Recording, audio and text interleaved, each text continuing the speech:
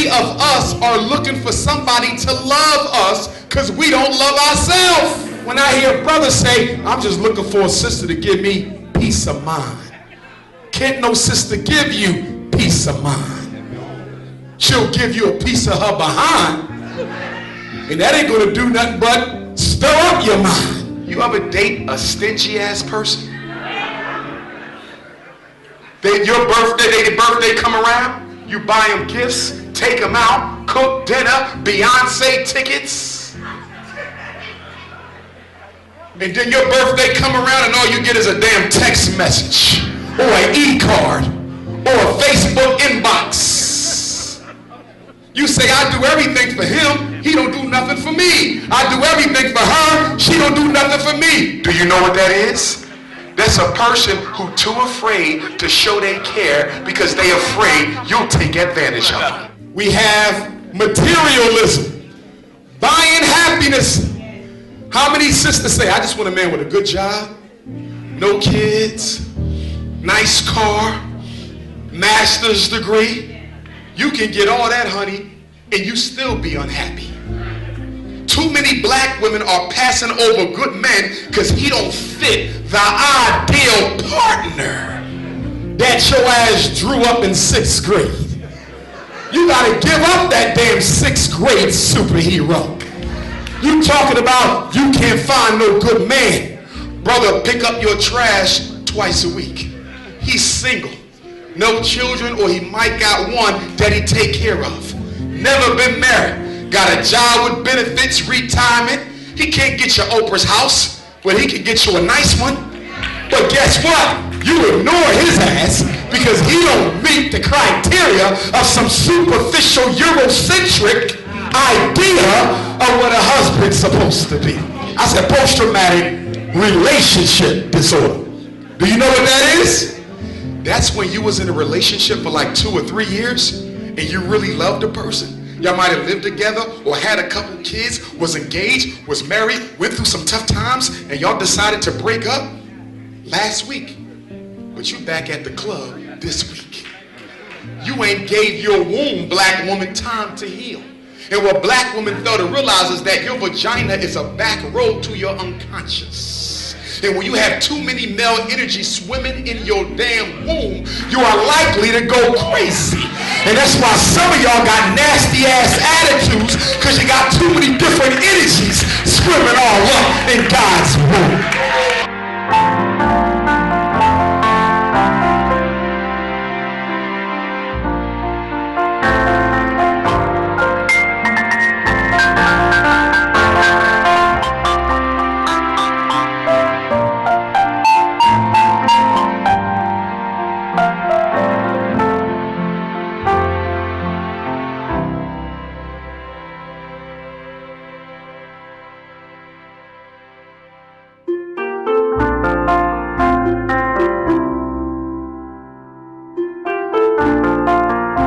Those of you who don't know me, I'm Dr. Umar Johnson. I'm a certified school psychologist, doctor of clinical psychology, educator, political scientist, but I'm a Pan-Africanist. That's right. And great-great-great-great-grandnephew of Frederick Douglass. And what I want to do is I want to talk about how psychology and psychiatry are often used as weapons of mass destruction against us, African people. And for the women, I'm a polygamist, so if you don't want to be a co-wife, don't flirt with Dr. Umar. Okay? I'm just telling you, you might look good, but I'm going to have two, because I got a lot of work I got to do. Okay? Look, hold tight though. It's only going to be one wife per continent though. So if I marry a sister in America, the other one is either going to be in London or Africa or the Caribbean. You feel me? So you ain't got to worry about no other sister like living in the house with you. I don't do that polygamy. Okay? But I'm going to have two queens. I'm just letting you know you can't change my opinion. All right? So I just want to be clear. So I'm giving you informed consent. Okay? Informed consent. See, brothers, y'all just got to be honest with it. Y'all be lying about it. Just say what it is. And let them decide. So when we talk about male-female relationships, it's a very important topic. Why, y'all? Because if we don't fix the family, we won't be able to fix anything else. The home is the first institution. And as it goes, so does everything else. I mean, after all mental illness comes from the family. You do know that, right? Whether you're depressed, alcoholic, marijuana smoker, whether you're a pedophile, homosexual, bipolar, borderline, schizophrenia, narcissistic, all illness come from mommy and daddy. And who else helped them raise you? Which could be grandma, grandpa, auntie, uncle, and cousins. So if we want to reduce the mental illness of Africans, we got to reduce the psychopathology of the black family. So let's talk about the top 8 reasons why black people have relationship problems. This is going to be your only slide, and we're going to finish the rest of it over at the House of Rap. So when we get over there, we're going to talk about the 6 types of men that women need to look out for. Y'all do know what they are, right, women? The pimp, the player, the predator, the couch potato, the impregnator, and the professional.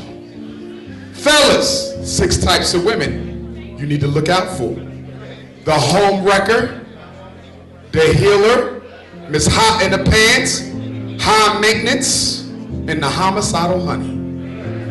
But we'll get to that at the House of Rant. Number 1 reason why our relationships don't work: self-hatred. Too many of us are looking for somebody to love us because we don't love ourselves. How many of us go out dating because I don't like who I am, so I'm going to find somebody else to like who I am? See, the problem with relationships is we trying to give the responsibility of happiness to somebody else. Now, the problem with that is what? Can't nobody make you happy but you. So when I hear my sister say, I'm looking for a man that make me happy, you'll never find him. Because no man can make that. When I hear a brother say, I'm just looking for a sister to give me peace of mind. Can't no sister give you peace of mind. She'll give you a piece of her behind. And that ain't gonna do nothing but stir up your mind. You have to be a good friend to yourself in order for somebody else to be a good friend to you. Stop dropping off your emotional, psychological baggage on somebody else's front steps, giving them the responsibility of fixing all your mental mess. And then we blame the other person for why we miserable. We good at this, right? You was miserable before you got in the relationship. But you got with him or her hoping they would undo your misery. After 6 months in the relationship, they had failed because it's an impossible task. And do you know what you do? You go tell everybody they the reason that you're depressed. No, they not. Your ass was depressed 2 years ago. And you've been depressed. And you're going to stay depressed until you accept responsibility for your own mental condition. Number 2, security. Looking for unmet needs from our childhood. This is important. Every one of us, when we was born, we needed 4 things from our mother and our father. If you got all 4 from mom and dad, you're a healthy adult. You could go into relationships and never become a stalker. You could go into relationships and never be controlling. You could go into relationships and never be promiscuous. Your man walk out on you, you say, oh well, his loss, I'll find another. Your woman could walk out on you, you say, oh well, her loss, I can find another. You healthy, you can bounce back. But if you didn't get these 4 things from mom and dad, you're likely to end up crazy, deranged, stalking people, terrorizing their Twitter accounts. What are these 4 things? Love, trust, reciprocity, and intimacy. Love, trust, reciprocity, and intimacy or attachment. Let me give you an example. You got a sister. She didn't grow up with her father. She still needs that masculine energy that she never got. Because she never got it from her dad, and her mother didn't supply her with a male role model who would give it to her, when she starts dating, guess what? Subconsciously, she's hyper-vigilant for men's approval. So she's likely to go in and out of bad relationships because she don't give herself enough time to choose wisely. Because she got an unmet need for love from a man because of the father's absence. This sister will get into a relationship. She'll get used, abused, exploited until she realizes the reason why you keep attracting the same type of man is because every one of them promises you what you never got from daddy. And until you recognize that, they'll continue to use you. Take a man whose mother never spent time with him. There was no love there. He'll get into relationships with women, and he's going to end up becoming one or two things. Do y'all know what that is? Either he's going to be a wimp where women can use him, walk over him, take advantage of him, and throw him away. Or he's going to be very guarded, where he never opens his heart and allows a woman to love him. Ladies, you ever date a man who was a good man? He was good to you, good to your kids, paid the bills, didn't cheat, but he never let you love him. And then you say, well, Dr. Umar, I love everything about this man except the fact that I can't love him. What do you think? What do I think? Let me ask you a question. And this is what we all need to ask ourselves before we get into long-term relationships. Can you live with her or him as they are if they never changed for the rest of your life? Because relationship problems don't get smaller over time, they get bigger. And the fact that he don't let you love him ain't going to disappear. Guess what? It's going to grow bigger and bigger until you ended up walking away, when if you would have realized up front that even though he was 95% of the man you needed, he wasn't 100% of the man you wanted. Which is why women should never date men until you see how he treats his mother. Because if a man don't like his mother, he damn sure ain't gonna like you. Now, in the beginning, it might look good.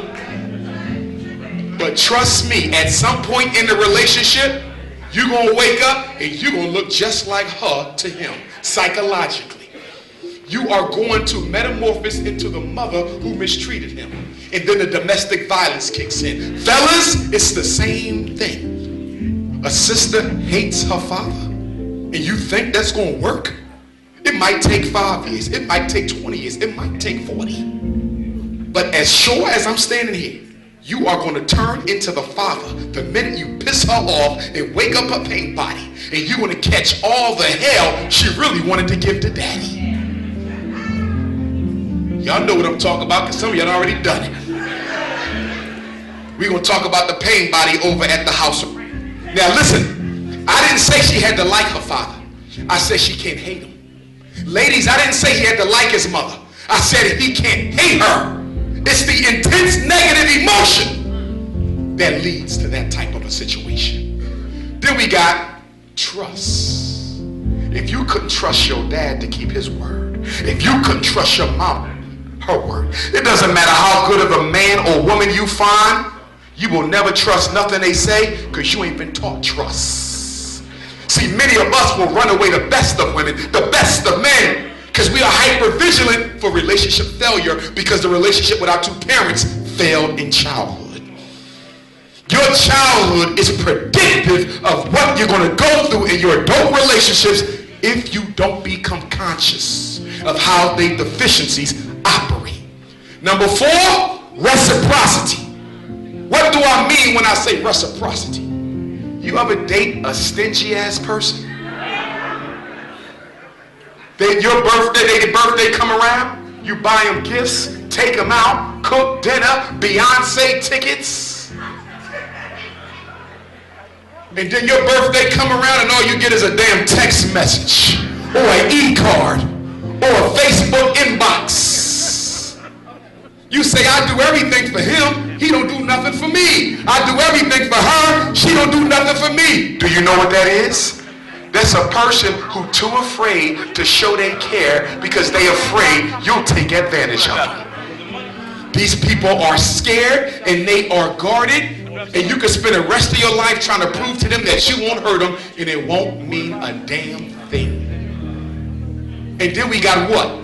intimacy or attachment. That's the fourth thing we need from mommy and daddy. You know what intimacy attachment is? That's when not just they love you, but they show it. They hug you. They kiss you. They joke with you. They play with you. They take you out. They hang around the house with you. They want you with them when they go out. That's called intimacy. You can love somebody and not be intimate. Black men, we have a big problem with intimacy. Most of us just run in there, we want the cookie, and then we go. And the sister like, damn, that's it? What about the intimacy? Can you hold me? Can you hug me or something? No, I don't do all that. Because your ass is scared to love. And if you're scared to love, life really ain't worth living. You can get all the cookies you want. Because men, we suffer from a cookie penile syndrome. We run around sampling all the cookies in Wilmington. Butter pecan, butter almond, cocoa, caramel, lemon. And your ass still unhappy. You like, damn, I done had half of Wilmington and I'm still unhappy. Because you never experienced true love. And until you had it, you don't know what it is. Intimacy is very important. People who don't get it tend to do what? Become very clingy to people. Try to force them to spend time with them. Try to dictate their life. You can't do that. Ladies, find out what daddy didn't give you so you can't be used by men who promised to do so. Fellas, find out what mommy didn't give you so you can't be exploited by women who promised to do so. Next. We just doing this one slide. Oh yeah.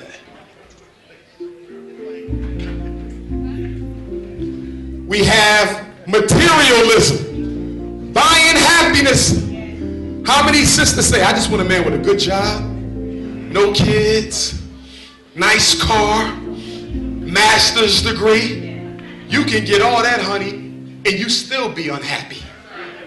Too many black women are passing over good men because he don't fit the ideal partner that your ass drew up in 6th grade. You gotta give up that damn 6th grade superhero. You talking about you can't find no good man. Brother, pick up your trash twice a week. He's single. No children, or he might got one that he take care of. Never been married. Got a job with benefits, retirement. He can't get you Oprah's house, but he can get you a nice one. But guess what? You ignore his ass because he don't meet the criteria of some superficial Eurocentric idea of what a husband's supposed to be. Your ass deserves to be single for the rest of your life. You don't want a man who picks up trash, but you don't mind picking up another woman's trash all your life. Fellas, we do the same thing. If the waist ain't small, if the ass ain't big, if the breasts ain't plump, you don't want it. But you fail to realize that once you drop a couple C's on you, stuff gonna start to sag. It's called gravity. But if you love the woman on the inside and you're not attached to the phenotype on the outside, things will be all right. See, sisters know this, and you overlook sisters because they might be full-figured or might have a white ancestor, so they got a flat back, or whatever the situation is. You got to understand something. A lot of them women you overlooking might have been the one, but because you committed to the Beyonce look, you never get what you're looking for. And some of you damn conscious brothers is hypocrites like hell. You talk like you black, and then when your woman cut all that perm off and get rid of her wig and cut off the extensions and come home and say, honey, look, you be like, damn. I said I was conscious. I didn't say I was that damn conscious. Sisters know what I'm talking about. You want to wear a dashiki and all that, but you still want the hair to be European. I see y'all Negroes out there.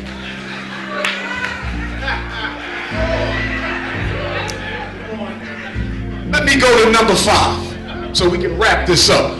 Post-traumatic relationship disorder. Not post-traumatic slavery. We all got that shit. I said post-traumatic relationship disorder. Do you know what that is?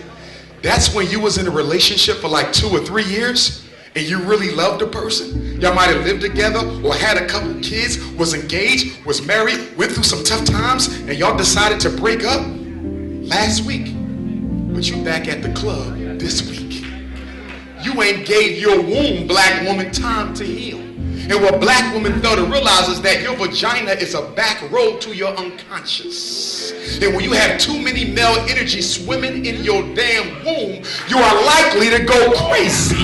And that's why some of y'all got nasty ass attitudes, because you got too many different energies swimming all up in God's womb.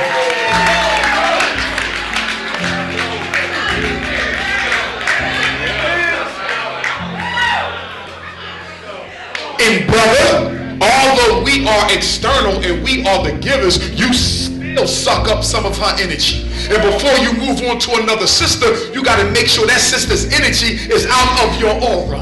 Because if you don't, you will meet a good person and run them away from you, because you're still treating them based on what the last person did to you. Now you say, well, how much time do I need between relationships? Well, that's relative. It depends on how deep you was in the relationship. It depends on how deep your unmet needs were. But on average, you need at least a season of no sex and no dating. That's 3 months. Some of y'all love so hard, you need a year. Sometimes you need 2 years. If you was in a 20-year marriage, you ain't gonna be able to shake that shit off in a month. And then some of y'all got this thing that says if they out of sight, they out of mind. What do we say, fellas? The best way to get over an old love is with a new love. That's a bunch of bullshit. Let me tell you how it works. You out with your new queen. You ain't seen your baby mama in like a year. And then she shows up at the restaurant, and your queen never seen your baby mama. But women got this spidey sense. And she like, I don't know who the hell that is. But when she walked the hell in here, your silence stood up. And I'm feeling all kind of electric in this mother, even though y'all ain't even make eye contact. I'm smelling cookies and everything. Fellas, you seen it with the women, didn't you? You out with a sister and a brother walking there? You like, damn, he must have hit that, because this is some energy coming in here. And she like, I ain't seen him in 5 years. And she might be telling the truth. But what you fail to realize is when you don't take time out to fast, where y'all stopped is where y'all will start, even if it's 50 years later. You got to get over one before you move on to the next. But the reason we can't do that is most of us hate being alone. We can't stand solitude. And psychologically and spiritually, why don't we like solitude? After all, if you study spirituality or any religion, all the prophets did what? Experience solitude as a way to reach God consciousness. The reason your ass don't like being by yourself is because silence is the mirror that reveals to you all the shit from your past that you need to be working on. And you don't feel like all that. So you know what you gonna do? You gonna go find a relationship.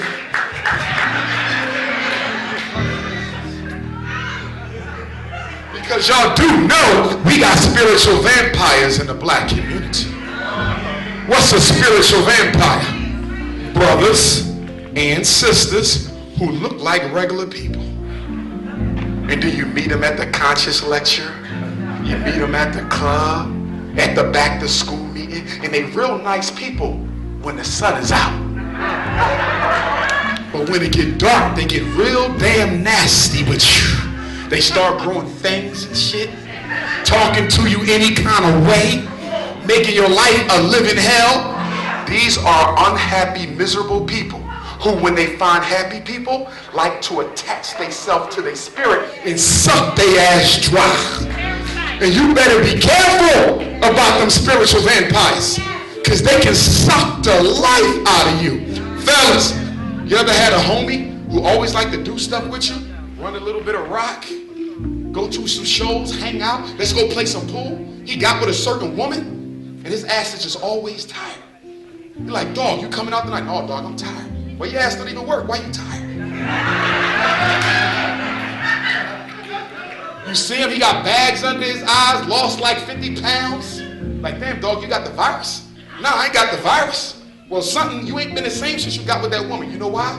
Because she's a parasite, a spiritual vampire, sucking her ass. And you know what's bad? Sometimes we marry spiritual vampires. And by the time you wake up and realize you married one, they just suck so much of your life energy that nobody else wants you when they're done with you. Y'all better be careful out here, because unhappy people love to make other people's lives a misery, because hurt people love to hurt people. And then we got tyranny of the inner child.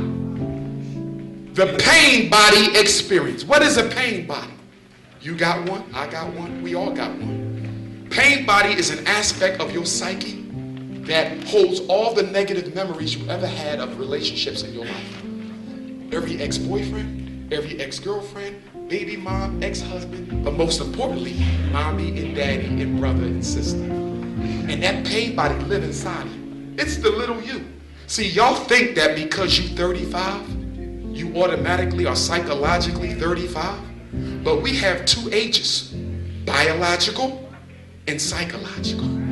Biological, Dr. Umar be 39 on August the 21st, God willing. But psychologically, I could be 12. Now, ladies, how you going to know my psychological age? When something don't go right in our relationship, the person I transform into when we have a difference of opinion, that's my psychological age. Some of y'all dating 12-year-old boys. So when they get mad, they throw a temper tantrum like they 4. Some of you fellas are dating 8-year-old girls. She might be 40 biologically, but she only 4 psychologically. Can you put up with that? See, you don't grow psychologically automatically. You have to force that growth. Some of us are still stuck where we are, where our parents stopped raising us. And we're looking for other people to do it for us. Now, the pain body got 3 criteria. How often does your pain body wake up? Does your pain body wake up once a year or every damn day? How long does your pain body stay awake? Does it stay awake for 5 minutes or 5 months? How intense is your pain body? Is it mild or is it so significant that whenever she has a bad day, brothers, you got to go live with your brother till she calm the hell down? You better understand the person's pain body you dating. See, the reason why the divorce rate is so high amongst black people, because most of us get married when everything's perfect. You never marry somebody because everything is perfect. You don't decide to get married until you see them under stress, so you understand the pain body, the inner child, and the psychological age. Because if you marry somebody just because we never had a problem, and all people got problems, you only marry half of the person. And then people ask the question, what is it about marriage, engagement, cohabitation, and childbirth that brings out the worst in people? There's something called the ego, and we all have one. See, ladies, when a fella dating you, we put on his front, right? But the ego don't like the front, because a man feel he should be able to be who he is when he feel like it. But I gotta act this way. So when we move in together, now we in close proximity. It's hard to be an actor all the time. I used to hold the door open for you for 10 years while we were dating. I used to call you every night before I went to bed for 10 years while we were dating. We moved in together for 1 week. I ain't opened up the door yet. Ain't called you. Ain't said goodnight. And you like, my God, what's wrong with him? Nothing. He simply stopped acting and started being himself. And that's why I disagree with the religious leaders who say you should not cohabitate before you get married. That might have been true back in the desert. But this is 21st century black America, and we got people with serious issues. If you don't believe me, black women, do you know most black women who are killed in this country are killed by the person who was supposed to love them? You must live with that man, brother. You must live with that woman. You seen her with the wig on. You seen her with the lipstick on. But did you ever wake up with her ass without it? Have you smelled his bad breath? Have you smelled her bad breath? Do you know if he cleans up after himself? Do you know if she cleans up after herself? Have you seen them around your kids? Have they seen you around? Got you. Around their kids. You have to study the person before you get married. Now, ladies say, well, if I move with him, he won't marry me. That's not true. Give him a sample so he know what he gonna get. But make sure it's on the timeline, ladies. Tell the man up front. In my opinion, 2 years of cohabitation is the max. If he has not proposed to you in 2 years, you need to move the hell on, because it does not take more than 24 months to make up your damn mind. And in conclusion, the values. You have to study his and her values. What are the 5 major values? Money. Do they like to spend or do they like to save? Religion. Do they believe in spirit work and spending time doing that or not at all? Friends. Do they think they should have a right to hang with their friends more than their family? Or vice versa? Number 4, in-laws. Do they let all their family participate in your marriage and make decisions and keep nothing private? Or do they keep it private? And the other one is how y'all raise the children. See, I believe in homework. If I marry a woman who don't believe in homework, we gonna clash. Because I want to make sure my children are successful in life and she could care less. Study the person's values before you decide to get married. Ashe. We Fred Henry singing over to Ali. Bobby Seals, L. Hodge, when it's your past, you repeat. We want some true leaders. Come on, say true leaders. Come on, say true leaders. Now you say true leaders. Marcus Garvey, Merck, yeah, singing over to Ali. Bobby Seals, L. Hodge, when it's your past, you repeat. We need some true leaders. Come on, say true leaders. We want some true leaders. Look, we don't want no plans to import drugs, but they plan on us. We don't own that